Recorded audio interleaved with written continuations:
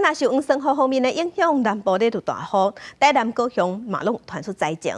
也过大雨，即马嘛，互南部欠水的问题解决啦。经济部伫昨昏就宣布可化应变中心改善，台中的水情灯号转做正常，若高雄的水情灯号改做青灯。 这几天一直落大雨，台南市中西区保安路的路树倒去对着边的汽车，环境无形疏导车流排入路况。好加在车顶2个查某囡仔去行一场无受伤。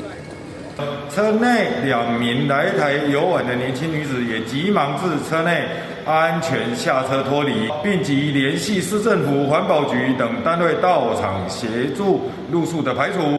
除了台南传出南山的事故，高雄12个大水雨也好代替红山车站的停车场天棚一直滴水，后来看车民众拢讲起。啊，不过一直落雨，也好水库就被浇水。经济部长王美花表示，上困难时阵已经过去啊，现在应变中心为10日开始铁路开设。6月12日起，台中地区的水情灯号转为正常，高雄调整为水情提醒的绿灯。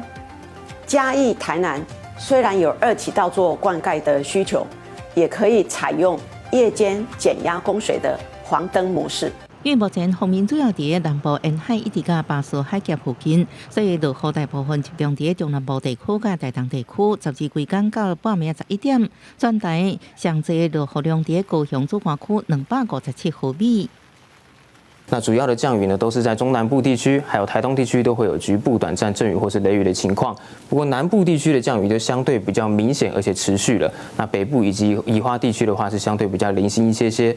受低压带甲梅雨、地流风影响，天气有缘无稳定。气象局预告未来1礼拜，可能有局部大雨，或者是大水雨情形。过去南部地区为主，请民众爱注意。记者综合报道。